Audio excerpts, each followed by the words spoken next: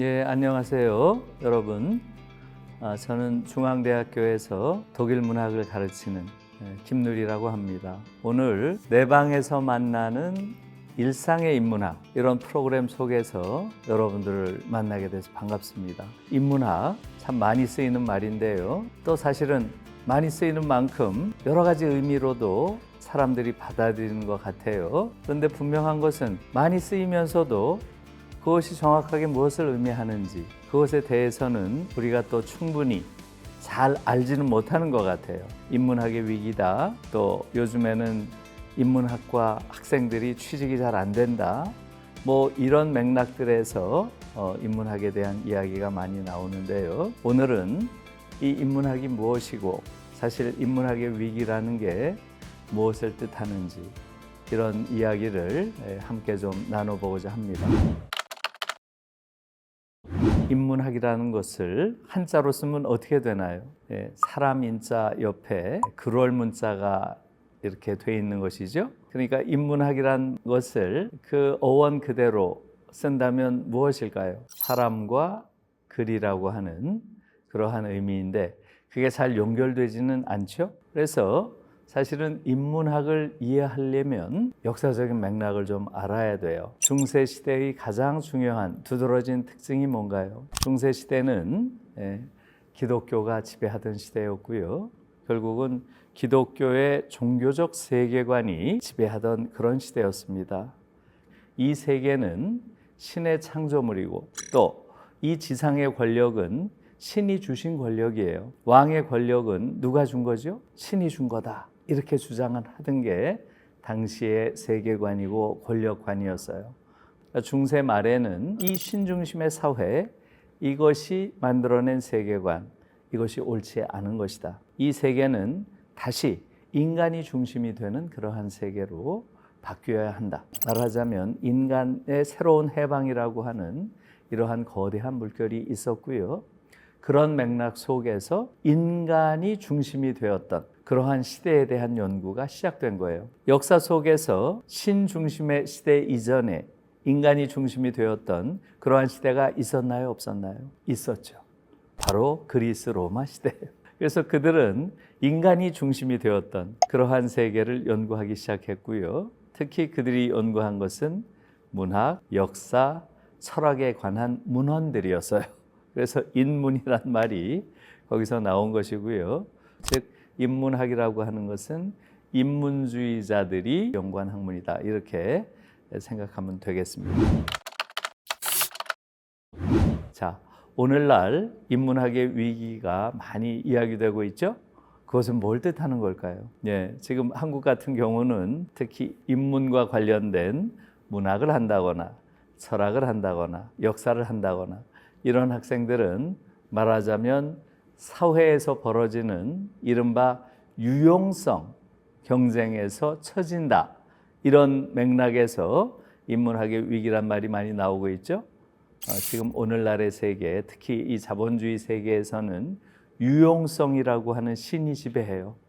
유용성. 과연 그것이 쓸모가 있는가 하는 게 유용성이죠. 그러한 맥락에서 도구적인 유용성이 없는 심원한 또는 근원적인 또는 아주 본질적인 이러한 문제를 다루는 그러한 학문은 도구적인 기능적인 유용성이 부족하다고 그것이 마치 열등한 학문인 것처럼 그렇게 운이 되고 있는 게 오늘의 현실이죠. 그래서 한국에서는 어떤 일들이 벌어지고 있나요? 저는 지금 인문학의 위기라고 하는 말, 그 말을 부정합니다. 그 말을 수용하지 않아요. 지금은 인문학의 전성기예요. 인문학의 위기가 절대 아닙니다. 지금이야말로 인문학이 가장 그 본질적인 발전을 가능하게 하는 그러한 시대가 되어서요. 지금이야말로 인문학이 자신의 본질을 구현할 수 있는 그러한 시대가 되었어요.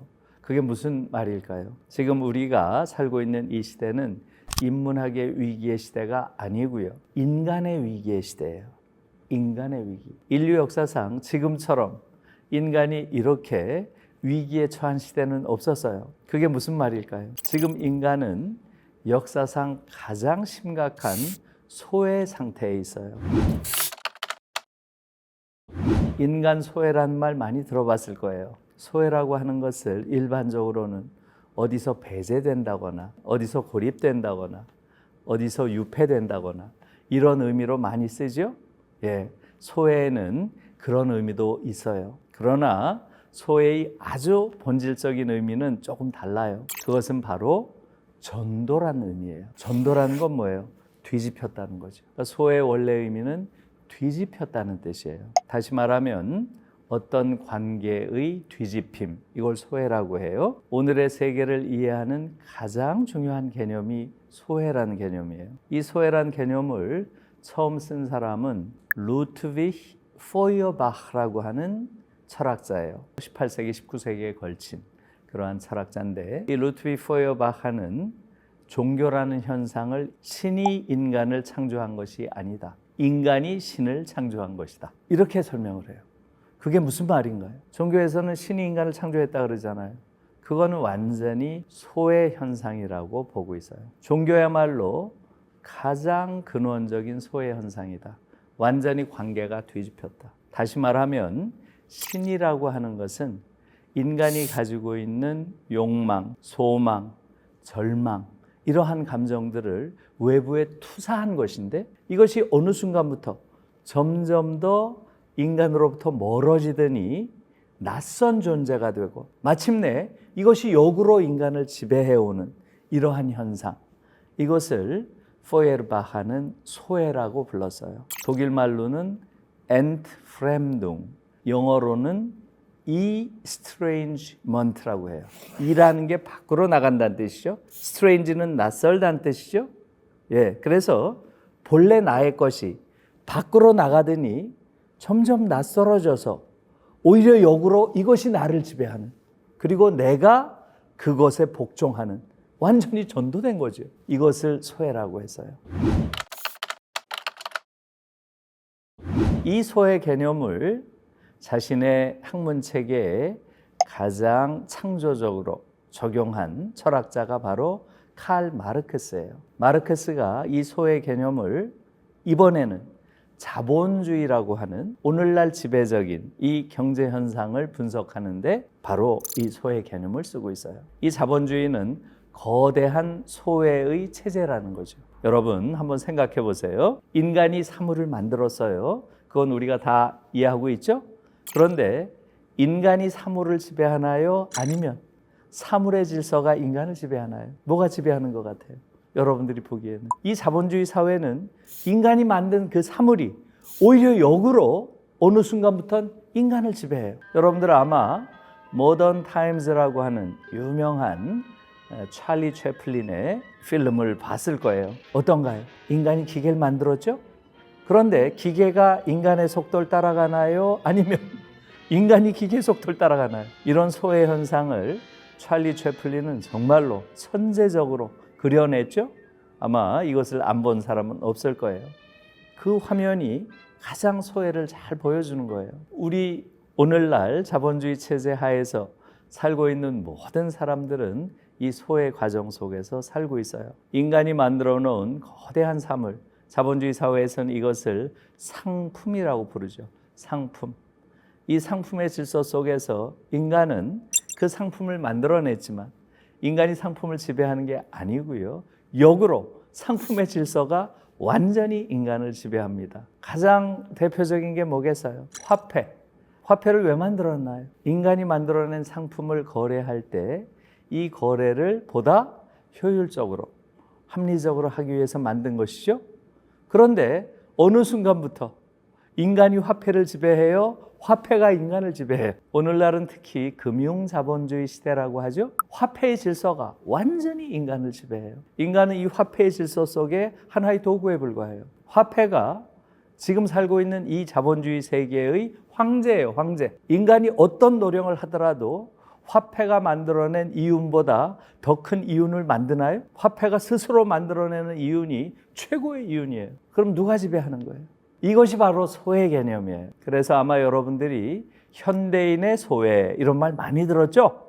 그러면 여러분들은 현대인이 좀 고립되고 조금 고독하고 이러한 상황에 있구나 이렇게 떠올리죠. 그런 의미가 아니에요.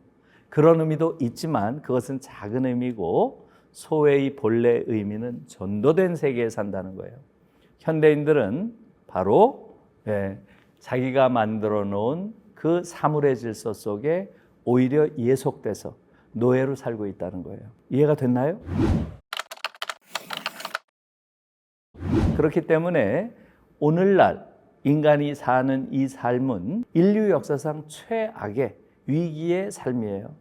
지금 인간은 자기가 이 질서를 만들어냈다고 하지만 사실은 이 질서의 주인이 아니에요. 그가 만들어낸 사물이 역으로 인간을 지배하고 있다는 거죠.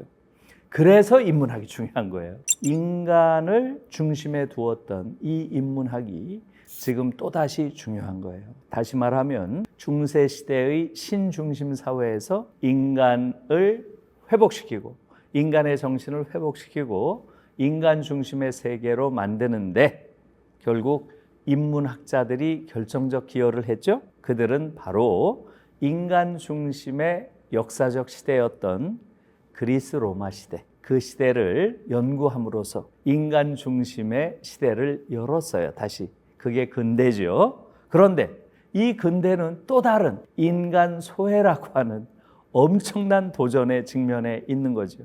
소외, 이제 이해하셨죠? 상품의 질서가 역으로 인간을 지배하는 또 다른 그러한 질서가 생긴 거예요.